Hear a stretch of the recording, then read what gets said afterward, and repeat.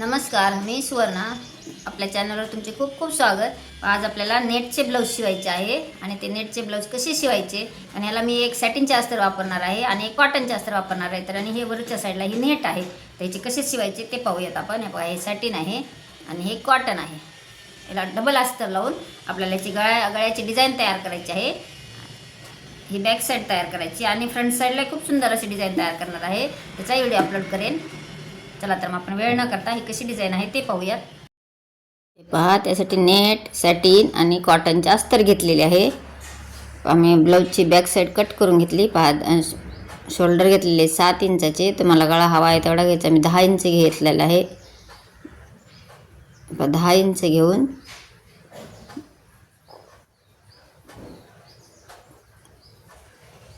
गळारुंदी shoulder check केले एकदा, घडी व्यवस्थित आलेली नव्हती. गळारुंदी 4 इंच घेतली आणि चौकोनी बॉक्स आखून घेतला, कारण आपल्याला डबल गळा करायचा आहे. म्हणजे नेटचा वेगळा करायचा आहे आणि आतला वेगळा करायचा आहे. त्यामुळे 4 इंच गळारुंदी घेऊन मी गळ्याचा आकार टाकून घेतला.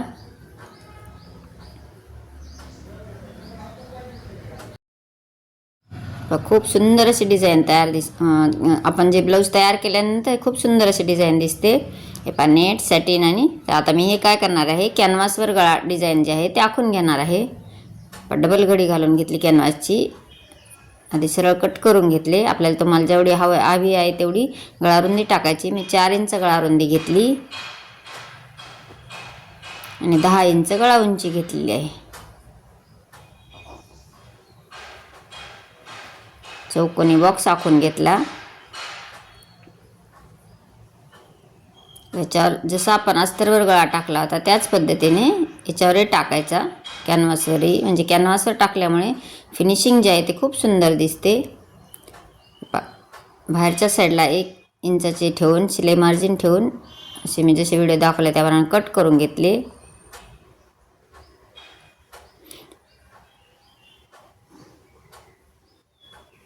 हेच आपल्याला अस्तरवर चिटकून घ्यायचे आहे इस्त्रीच्या साह्याने. इस्त्रीच्या साह्याने प्रेस करून घेतले. एक्स्ट्राचे कापड कट करून घेतले.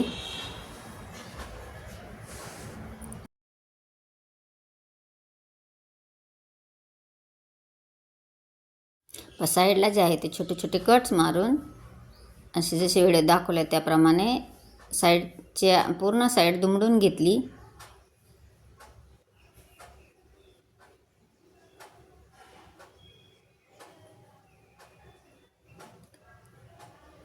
आपण बॅक साईड जी कट केलेली अस्तरची त्याचा मधोमध 2 भाग करून घेतले आणि आपल्याला याला बॅक साईडला हुक करायचे आहेत.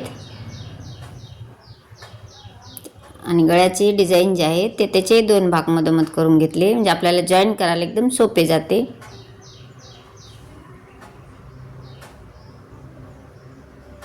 एक साईड बाजूला ठेवूया आपण. आता एक साईडला कशीच लावायची ते दाखवते. आधी आपल्याला अस्तर आणि सॅटिन हे फक्त 2च आपल्याला जॉईन करून घ्यायचे आहे. अस्तर आणि सॅटिन जे आहे ते चारही साईड मी मेन फॅब्रिक न ठेवता फक्त अस्तर आणि सॅटिन जॉईन करून घेतलेले आहे, कारण नेटचे कापड मी याच्यावर ठेवलेले नाही आहे. चारही साईड जॉईन करून झाल्या तर एक्स्ट्राचे जे कापड आहे ते कट करून घ्यायचे.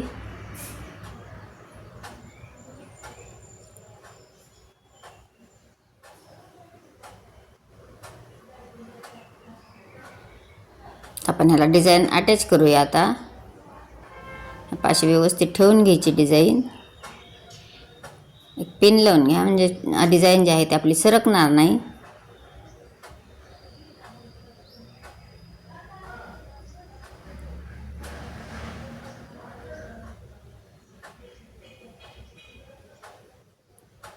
ह्या पद्धतीने मी पिन लावून घेतले. आता जशी डिझाईन आहे त्या पद्धतीने पूर्ण शिलाई करून घ्यायची.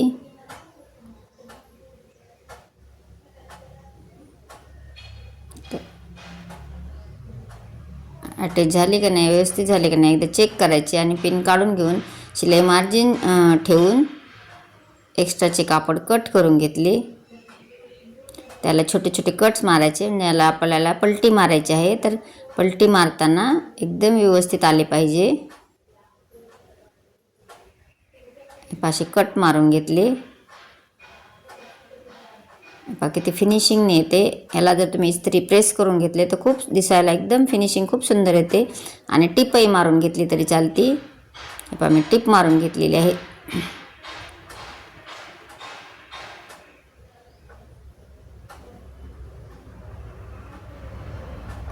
पूर्ण काठाने मी अशी टिप मारून घेतली. दुसराही पार्ट ह्याच पद्धतीने तयार करून घेणार आहे. दुसराही पार्ट तयार झालेला आहे. तर ह्या पद्धतीने नेटचं जो आता आपल्याला डिझाईन नेटच्या बॅक साईडला जी डिझाईन तयार करायची आहे त्यासाठी मी पेपर घेतलेला आहे. आणि जे मधला भाग आपला कॅनव्हास पेपर कट केल्यानंतर जो मधला भाग उरलेला होता तो भाग जसा आहे तसा आखून घेतला. म्हणजे आपल्याला डिझाईन करायला जे आहे ते एकदम सोपे जाते.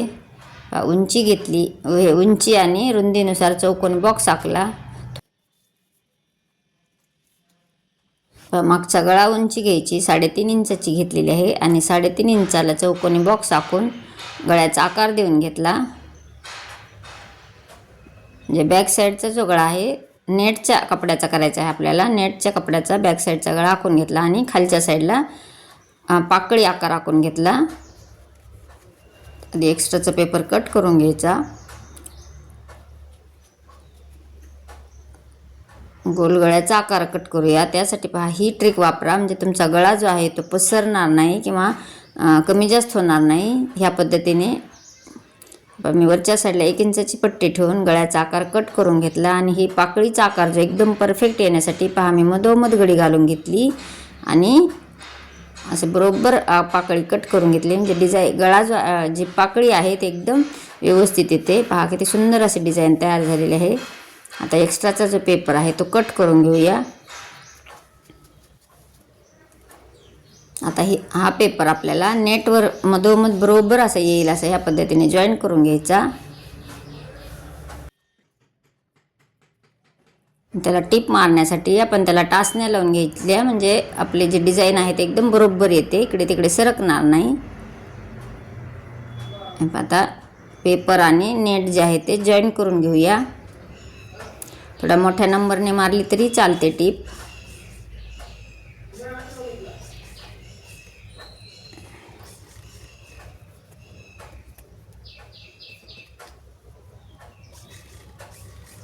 पूर्ण पार्टला मी जॉईन करून घेतले.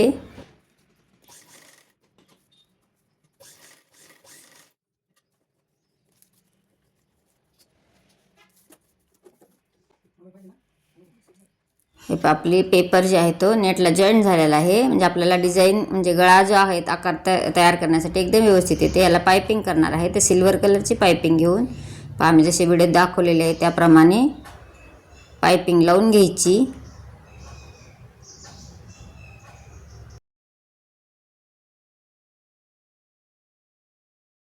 हे पहा जिथं आपला कॉर्नर येत आहे, आपल्याला जी डिझाईनचा कॉर्नर आहे त्या कॉर्नरला आपल्याला पायपिंगला थोडा कट मारायचा.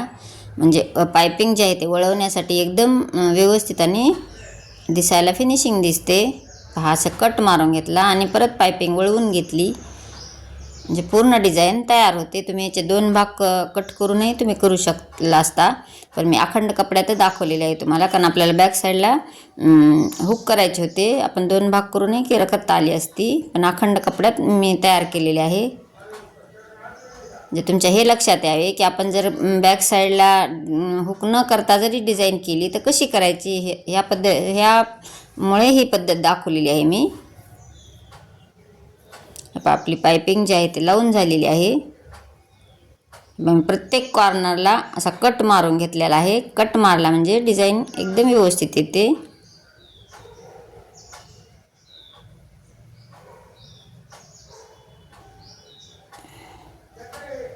पूर्ण पायपिंग लावून झालेली आहे.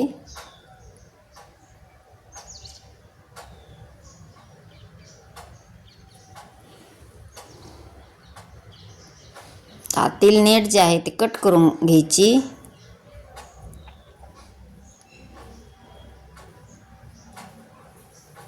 आतील नेट कट करून घेतली. आता याला पण छोटे छोटे कट मारायचे. आधी आपल्याला पेपर काढून घेतला मी, म्हणजे आपल्याला जी पायपिंगची वरची टिप आहे ती मारता येते. आपण पायपिंग जी केलेली आहे त्या पायपिंगला वरून आपल्याला टिप दाब टिप मारताना ते दोन्ही पायपिंग आणि कापडचे जे दोन्हीमधले खच असते त्या खचेत टिप आली पाहिजे आपली. ही काळजी घ्यायची, म्हणजे ब्लाऊज जे आहे ते एकदम फिनिशिंगने दिसते. हे पहा मी असे छोटे छोटे कट्स मारलेले आहेत.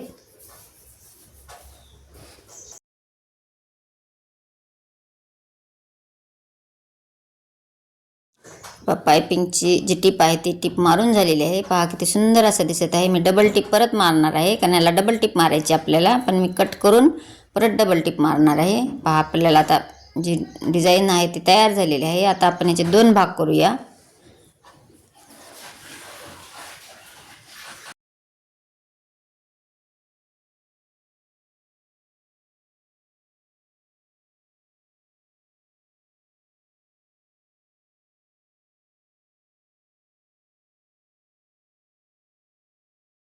मधोमध कट करून घेतले आणि थोडाफार जर पेपर राहिलेला असेल तर ते पेपरही काढून घ्या, कारण आपण टिप मारल्यानंतर डबल टिप मारल्यानंतर आपल्याला पेपर काढता येत नाही. त्यामुळे मी आतील पेपर पूर्ण काढून घेतला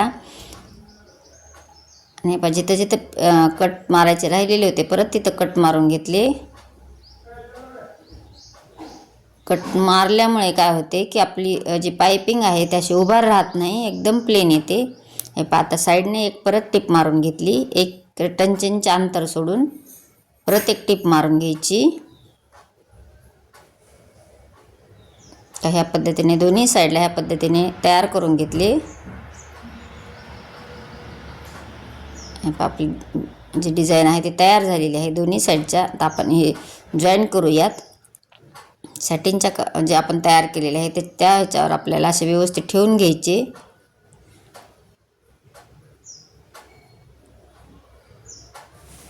याला पिन लावून घ्यायच्या, म्हणजे आपल्याला टिपा मारायला एकदम व्यवस्थित येते. अशा पिन लावून घेतल्या आणि नेटच्या कपड्यावर आपल्याला पूर्ण गळ्याच्या साईडला जसे मी व्हिडिओ दाखवलेले त्याप्रमाणे नेट आणि आतले जे आपण डिझाईन केलेले पार्ट आहे त्याला व्यवस्थित अशी टिप मारून घेतली.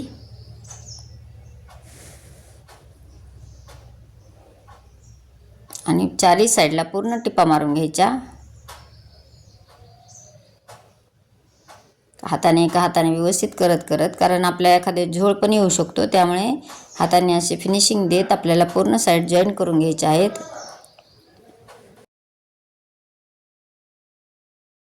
जॉईन करून झाले. आता एक्स्ट्राचे जे नेट आहे ते कट करून घेतले. पहा किती सुंदर आणि फिनिशिंगने आलेले आहे. तर ह्याच पद्धतीने मी दुसराही पार्ट तयार करून घेतलेला आहे. त्याचे एक्स्ट्राचे जे कापड आहे ते कट करून घ्यायचे.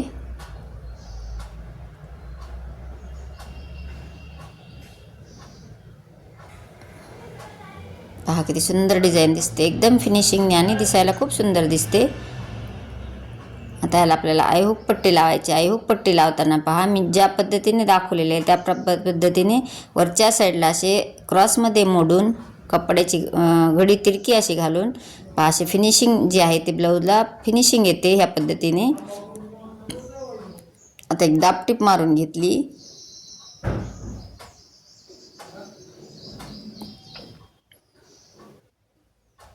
आणि परत ही पट्टी जी आहे ते वाढती पट्टी आहे, त्यामुळे अशी वाढती ठेवून परत एक दाब टिप मारून घेतली. मला ह्याचे दोरे चाय करायचे आहेत. हे पहा ही पट्टी लावून झालेली आहे. आता आपण दुसऱ्या साईडची पट्टी लावून घेऊया. त्याच्यासाठी मी आधी जास्त पट्टी काढली होती, त्यामुळे कट करून घेतली आणि त्याच पद्धतीने ह्याच्यावर ठेवून घेऊन वरच्या साईडला मुडपून घेतलेली आहे, म्हणजे गळा जो आहे तो एकदम व्यवस्थित आणि फिनिशिंगने दिसतो. पायच्यावर आता आतल्या साईडला दुमडून परत दाब टिप मारून घेतली आणि ही पट्टी पूर्ण आतल्या साईडला दुमडायची आहे. हुक पट्टी आहे.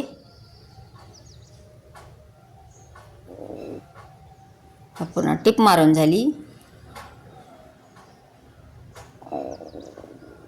हे पाय हुक पट्टी तयार झाली. आता टक्स मारायचे. दोन्ही साईडला ह्याच पद्धतीने टक्स मारून घेतले.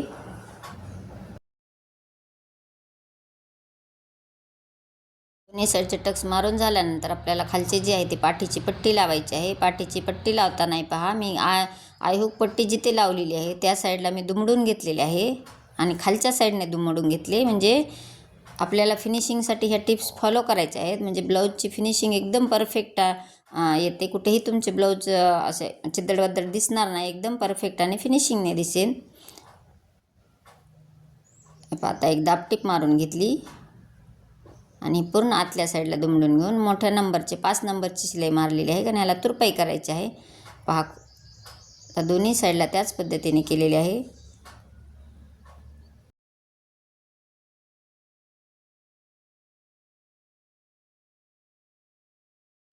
खालच्या साईडला हुक लावायचे आहे तिथे मी टाचणी लावून घेतली आणि आपल्याला वरच्या साईडला जे हुक लावायचे आहे ते हुक कसे लावायचे हे दाखवणार आहे मी. आपण वरच्या साईडला जर हुक लावले तर आपली जी फिनिशिंग आहे ते एकदम असे व्यवस्थित दिसत नाही. तर आपल्याला हुक जे खालच्या साईडनं लावून आपल्याला आय पण त्याला खालच्याच साईडला करायचे आहे. ते फिनिशिंग खूप सुंदर दिसते दिसायला. हे पण मी हुकही खालच्याच साईडला लावले आणि आय पण खालच्याच साईडला आतल्या साईडलाच करून घेतले.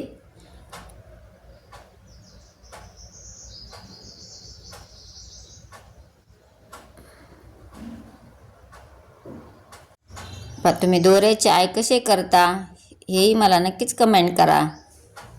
आपले आय करून झालेले आहेत.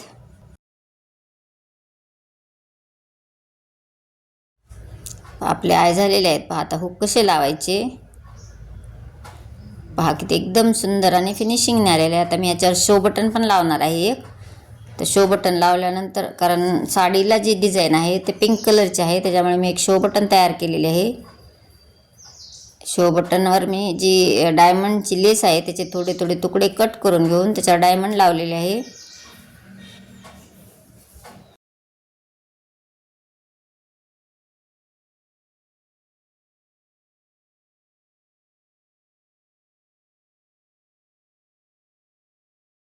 हे डायमंडला जो आहे तर पाठीमागच्या साईडला ग्ल्यू लावला आणि याच्यावर मी असे चिटकवून घेतले. तुम्ही याला सुई दोऱ्याच्या सहाय्याने शिवू पण शकता पण मी चिटकून घेतले. हे अजिबात निघणार नाही. हे पहा ह्या पद्धतीने ग्ल्यू लावून घेऊन मी चिटकवून घेतले.